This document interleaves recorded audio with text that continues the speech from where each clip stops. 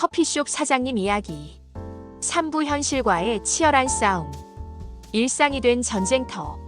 오픈한 지 3개월이 지나면서 카페는 완전히 다른 곳이 되어 있었다. 초기의 설렘은 온데간데 없고 매일매일이 전쟁 같은 일상의 연속이었다. 민수는 새벽 5시 30분에 일어나 6시에 매장에 도착해 하루를 시작했다.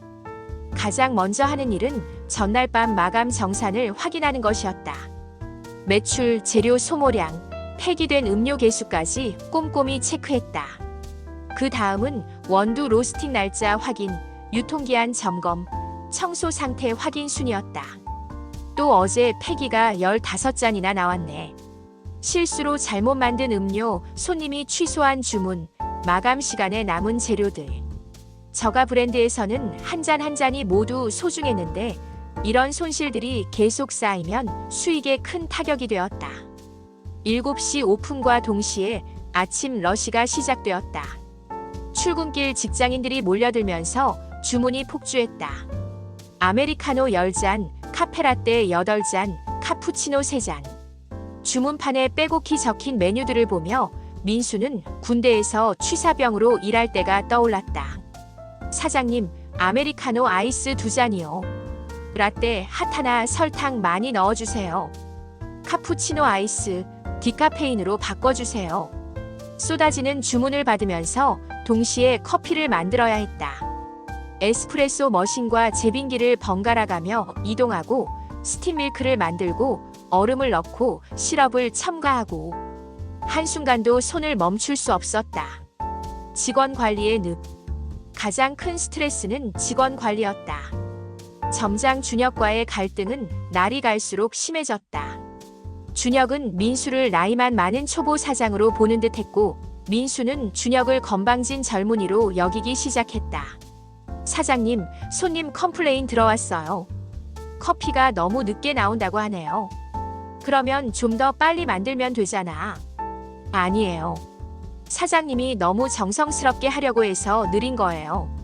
저가 브랜드는 속도가 생명이라니까요. 이런 대화가 하루에 몇 번씩 반복되었다.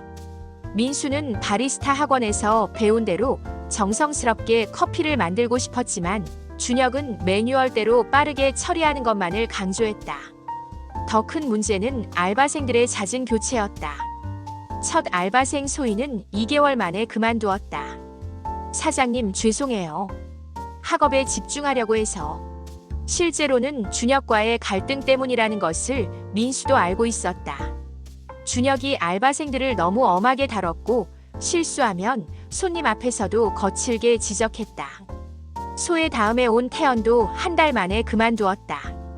그 다음에 온 여학생 민지는 3주, 그 다음 남학생 승호는 2주 만에 떠났다. 계속되는 이직으로 인해 새 직원을 뽑고 교육하는 일이 반복되었다. 이거 원래 이렇게 힘든 거예요? 새로 들어온 알바생 현우가 지친 표정으로 물었다.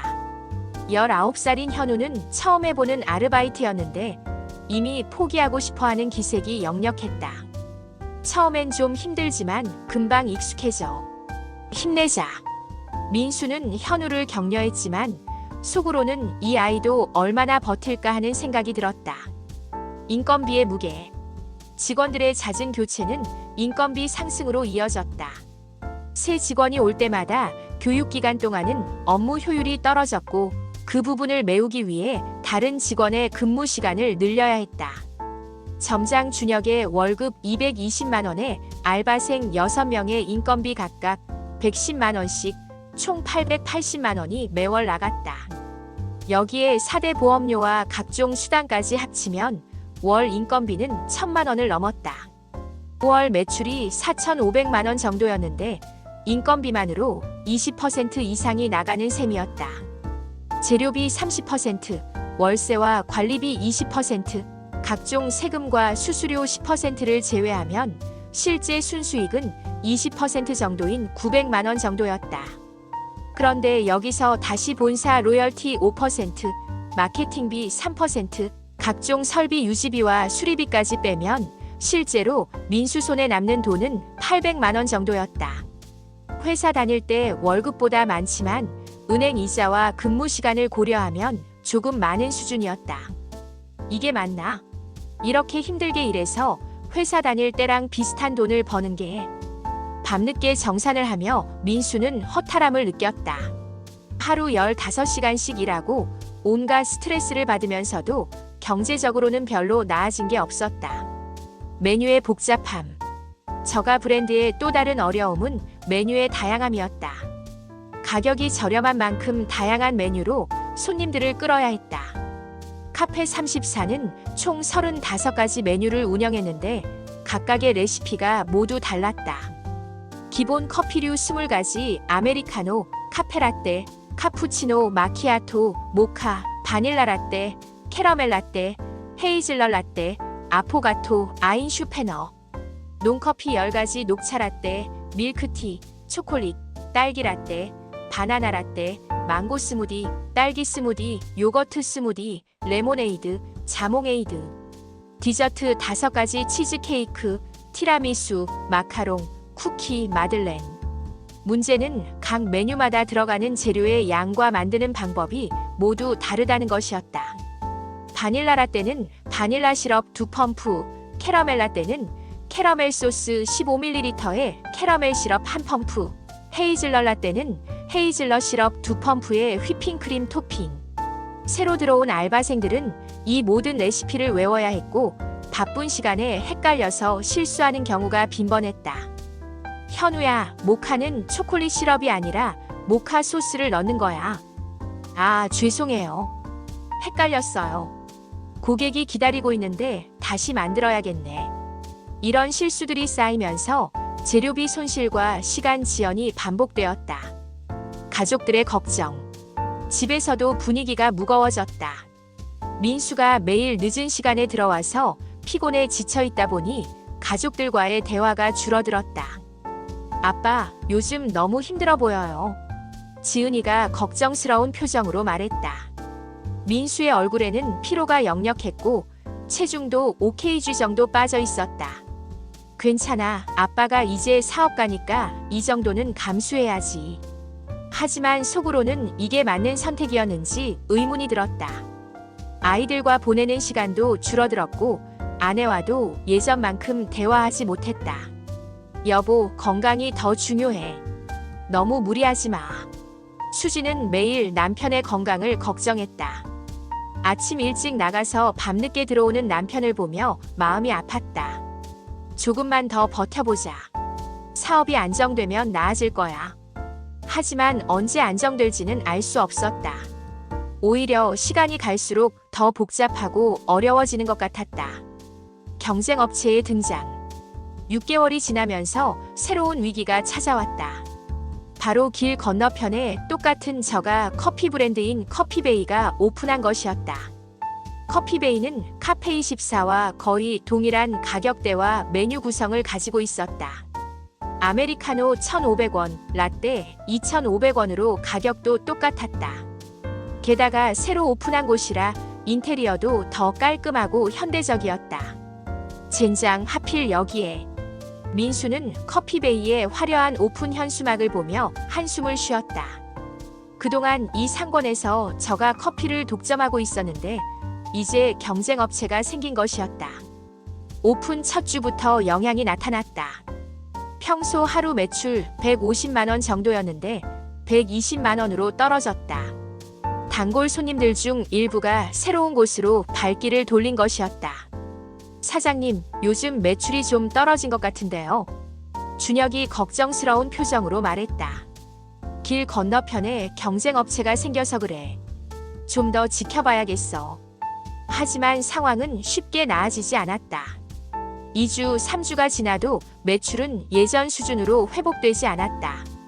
하루 평균 매출이 120만 원 정도로 고정되면서 월 매출이 900만 원 가까이 감소했다. 본사의 압박. 매출 감소는 곧 본사의 관심으로 이어졌다. 카페 34 본사에서 슈퍼바이저가 매장 점검을 나왔다. 민수 사장님, 최근 매출이 많이 떨어졌는데요. 무슨 문제가 있나요?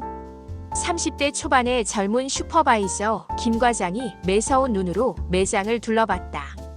길 건너편에 경쟁업체가 생겨서 어쩔 수 없이. 그런 핑계로는 안 되죠. 다른 가맹점들도 경쟁업체 있어도 잘하고 있어요. 뭔가 운영상 문제가 있는 것 같은데요. 김 과장은 서비스 태도, 매장 청결도, 음료 품질 등을 하나하나 체크했다. 그리고 개선 사항들을 쭉 나열했다. 메뉴 준비 시간이 너무 길어요. 1분 30초를 넘기면 안 된다고 했는데 평균 2분이 넘어가고 있네요. 직원들 복장도 규정에 맞지 않고 인사 멘트도 표준화되어 있지 않아요.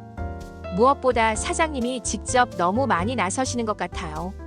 점장과 알바생들이 하게 두고 사장님은 관리에만 집중하세요. 하나하나가 다 맞는 말이었지만 현실적으로 당장 해결하기 어려운 문제들이었다. 단골들의 위로. 그나마 위안이 되는 것은 단골 손님들의 변함없는 관심이었다. 매일 아침 첫 손님인 박 부장은 여전히 7시 30분에 와서 아메리카노를 주문했다. 사장님, 요즘 힘들어 보이시네요. 건너편에 새로 생긴 카페 때문에 걱정이 많으시죠? 아, 네. 조금 그렇긴 해요. 저는 여기 커피가 더 맛있어요. 사장님이 직접 정성스럽게 만드시는 게 느껴져요. 다른 곳은 너무 기계적이에요. 박 부장의 말에 민수는 감사함을 느꼈다. 이런 단골 손님들이 있어서 버틸 수 있었다. 점심시간 단골인 김대리도 마찬가지였다. 사장님, 저희 회사에서도 건너편 카페 가본 사람들이 있는데 다들 여기가 더 좋다고 해요. 걱정 마세요. 70대 할아버지 단골도 여전히 매일 오후 3시에 와서 1시간씩 앉아 계셨다. 젊은이 장사는 인내야. 한두 해는 힘들어도 꾸준히 하면 길이 보여. 나도 그렇게 40년을 버텨왔어. 할아버지의 따뜻한 격려는 힘든 하루를 버텨내는 힘이 되었다. 밤늦은 정산의 무게. 매일 밤 11시 마감 후 정산 시간은 민수에게 가장 무거운 시간이었다. 하루 매출을 계산하고 재료 소모량을 체크하고 내일 주문할 재료들을 리스트업하는 일들. 오늘 매출 105만 원. 어제보다 또 줄었네. 장부에 적힌 숫자들을 보며 민수는 깊은 한숨을 쉬었다. 이대로 가면 월 순수익이 600만 원대로 떨어질 것 같았다. 집에 도착하는 시간은 보통 자정이 넘었다. 가족들은 모두 잠들어 있고 민수 혼자 소파에 앉아 맥주 한 캔을 마시며 하루를 정리했다. 내가 뭘 하고 있는 건가? 회사 다닐 때가 그리워졌다. 비록 승진이 막혀 있고 젊은 상사들 눈치를 봐야 했지만 적어도 정시에 퇴근할 수 있었고 주말은 온전히 가족과 보낼 수 있었다. 하지만 이미 돌이킬 수 없는 길이었다. 권리금으로 1억 3천만 원, 각종 설비와 인테리어로 7천만 원을 투자한 상황에서 포기할 수도 없었다.